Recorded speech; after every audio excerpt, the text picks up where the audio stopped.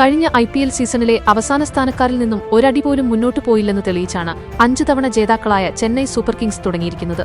അത്ര ശക്തരല്ലെന്ന് തോന്നിച്ച രാജസ്ഥാൻ റോയൽസിനോട് ഋതുരാജ് ഗെയ്ക്വാദും സംഘവും അടിമുടി നാണം കെട്ടിരിക്കുകയാണ്. 8 വിക്കറ്റിനാണ് പുതിയ നായകന് റിയാന് പരാഗിന് കീഴില് CSKയെ റോയൽസ് നിഷ്പ്രഭരാക്കിയത്. ബാറ്റിംഗ്, ബൌളിംഗ്, ഫീൽഡിംഗ് തുടങ്ങി എല്ലാത്തിലും ചെന്നൈ തപ്പിത്തടഞ്ഞു. 2025-ലേതുപോലെ മറ്റൊരു ദുരന്തമാണോ ടീമിനെ ഇത്തവണയും കാത്തിരിക്കുന്നതെന്നും ഇതോടെ ആരാധകരും ഭയപ്പെടാന് തുടങ്ങിയിരിക്കുകയാണ്. ഈ സീസണിലെ ആദ്യ 2 കളിയിലും 200+ റൺസ് 4 ടീമുകളും വാരിക്കൂട്ടിയപ്പോൾ ഈ മത്സരത്തിൽ CSK 19.4 ഓവറിൽ വെറും 127 കൂടാരം കയറി. 13ാം ഓവറിൽ തന്നെ രാജസ്ഥാൻ റോയൽസ് ജയത്തിലേക്ക് കുതിച്ചെത്തി. യഥാർത്ഥത്തിൽ CSKയ്ക്ക് എവിടെയാണ് പിഴച്ചത്?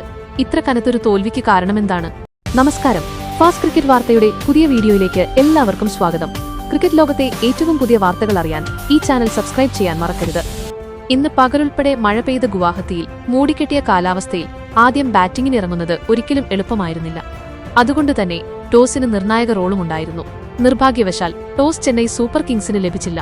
ടോസ് നേടിയ രാജസ്ഥാൻ റോയൽസ് നായകന് റിയാൻ പരാഗ് ബൌളിംഗും തെരഞ്ഞെടുത്തു. അവിടെ മുതലാണ് CSK യഥാർത്ഥത്തിൽ തോറ്റു തുടങ്ങുന്നത്.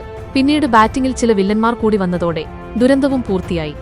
ന്യൂബോളിൽ പേസർമാർക്കു നല്ല സ്വിംഗ് ലഭിക്കുന്നുണ്ടായിരുന്നു. മാത്രമല്ല, ബോൾ ഇടയ്ക്ക് സ്റ്റോപ്പാവുന്നതുപോലെയും കാണപ്പെട്ടു.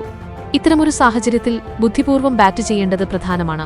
പക്ഷേ ക്യാപ്റ്റൻ ഋതുരാജ് ഗെയ്ക്വാദ് അടക്കം ഭൂരിഭാഗം പേരും സാഹചര്യം നോക്കാതെ തുടരെ അഗ്രസീവ് ഷോട്ടുകൾക്ക് തുനിഞ്ഞ് വിക്കറ്റ് വലിച്ചെറിഞ്ഞു.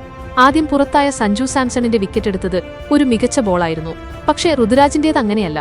ക്യാപ്റ്റന്റെ ഉത്തരവാദിത്തം ഏറ്റെടുത്ത് കളിക്കാനുള്ള ക്ഷമ അദ്ദേഹം കാണിച്ചില്ല. ജോഫ്ര ആർച്ചറിനെതിരെ പൂർണ്ണമായും വിക്കറ്റുകൾ തുറന്നുകൊടുത്ത് ഋതുരാജ് ആഞ്ഞുവീശിയെങ്കിലും ക്ലീൻ ബൌൾഡ്. അദ്ദേഹത്തിന്റെ ശൈലിക്ക് യോജിച്ച ഷോട്ടായിരുന്നില്ല. ആങ്കർ റോളിലാണ് ഋതു കൂടുതൽ മികവ് കാണിക്കാറുള്ളത്. പക്ഷേ അത് മറന്നുള്ള ബാറ്റിംഗ് ടീമിനെ പ്രതിസന്ധിയിലാക്കി. തൊട്ടടുത്ത ഓവറിലെ ആദ്യ ബോളിൽ ഒരു അപ്രതീക്ഷിത ബൗൺസറിലാണ് ആയുഷ് മാത്രേ വീണത്. ഇതോടെ ചെന്നൈ 3-19.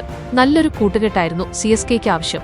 ഒരാൾ ആങ്കർ റോളിലും മറ്റൊരാൾ അഗ്രസീവായും കളിച്ചിരുന്നെങ്കിൽ മികച്ചൊരു തിരിച്ചുവരവ് സാധ്യമായിരുന്നു. പക്ഷേ ആങ്കർ റോളിന് ആർക്കും താൽപ്പര്യമില്ലായിരുന്നു. ഇംപാക്ട് സബായി വന്ന സർഫറാസ് ഖാൻ വളരെ അഗ്രസീവായാണ് കാണപ്പെട്ടത്. ഇതിനിടെ മാത്യു ഷോട്ട് മടങ്ങി. പിന്നാലെ സർഫറാസും ക്രീസ് വിട്ടു. ഇതോടെ CSK 5-51 കൂപ്പുകുത്തി. അപ്പോഴാണ് പരിചയസമ്പന്നനായ ശിവം ദുബെ എത്തിയത്. ഇനി ബാറ്റിംഗ് നിരയിൽ മത്സരപരിചയമുള്ള ആരുമില്ലെന്നതിനാൽ അദ്ദേഹത്തിനായിരുന്നു ടീമിനെ രക്ഷിക്കാനുള്ള ചുമതല. പക്ഷെ ഉത്തരവാദിത്തം ഏറ്റെടുക്കാൻ ദുബെ തയ്യാറായില്ല. ഈഗോ ക്ലാഷ് ഉള്ളതുപോലെയാണ് അദ്ദേഹം ബാറ്റ് ചെയ്തത്. നേരിട്ട ആദ്യ ബോളിൽ സിക്സർ അടിച്ചാണ് ദുബെ അക്കൗണ്ട് തുറന്നത്. 2 ബോളുകൾക്ക് ശേഷം വീണ്ടും സമാനമായൊരു ഷോട്ടിന് ശ്രമിച്ച അദ്ദേഹത്തെ ലോങ് ഓഫിൽ രവി ബിഷ്ണോയ് പിടികൂടി. എന്തിനാണ് ദുബെ അത്തരമൊരു ഷോട്ട് കളിച്ചതെന്നു ഇപ്പോഴും വിചിത്രമാണ്.